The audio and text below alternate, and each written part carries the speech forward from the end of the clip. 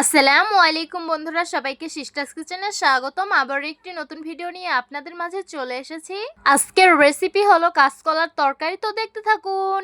প্রথমেই আমি চুলায় একটা পাত্র বসিয়ে দিয়েছি, তারপর পরিমাণ মতো সয়াবিন তেল দিয়ে দিব। তেল গরম হয়ে গেছে, কুচিয়ে রাখা পেঁয়াজগুলো দিয়ে সুন্দরভাবে নেড়ে মিশিয়ে নিতে হবে।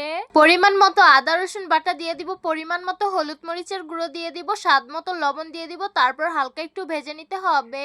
গোটা চারেক কাঁচামরিচ দিয়ে দিব, সামান্য পানি দিয়ে মশলাগুলো খুব ভালোভাবে কষিয়ে নিতে হবে।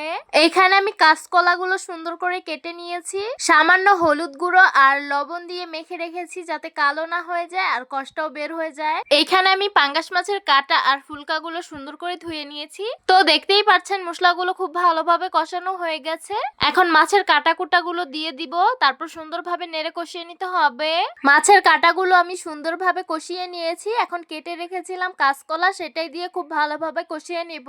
তো দেখতেই পাচ্ছেন আমি কলাগুলোকে সুন্দরভাবে কষিয়ে নিয়েছি। এখন পরিমাণ মতো ঝোলের পানি দিয়ে সুন্দরভাবে নেড়ে মিশিয়ে নিব, তারপর একটা সরা দিয়ে ঢেকে বলক আসার অপেক্ষায় থাকবো। তো দেখতেই পাচ্ছেন আমাদের কলার তরকারিটা কিন্তু বলক এসে পড়েছে। এখন সুন্দরভাবে নেড়ে নিব, পরিমাণ মতো শাক বাটা দিয়ে সুন্দরভাবে নেড়ে মিশিয়ে নিতে হবে। এই তো আমাদের তরকারিটা হয়ে গেছে, এখন নামিয়ে পরিবেশন করে নেব।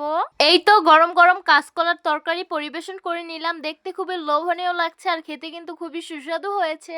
এই কাঁচকলার তরকারিটা খেতে কিন্তু অনেক বেশি মজাদার। যারা খেয়েছে তারাই জানে এটা আসলে কত মজার, আর যারা এখনো খাননি অবশ্যই এটা ট্রাই করে দেখবেন, এটা অনেক বেশি মজাদার। তো আশা করছি আজকের ভিডিওটা আপনাদের কাছে অনেক অনেক বেশি ভালো লাগবে। ভালো লেগে থাকলে আমাদের ইউটিউব চ্যানেলটি সাবস্ক্রাইব করবেন, আর যারা আমার ফেসবুক পেজ থেকে দেখছেন পেজটিকে ফলো করবেন। সবাই ভালো থাকবেন, সুস্থ থাকবেন, আর সিস্টার্স কিচেনের সাথেই থাকবেন। আবারও কথা হবে কোনো নতুন ভিডিওতে। তাহলে আজকে এই পর্যন্তই, আল্লাহ হাফিজ।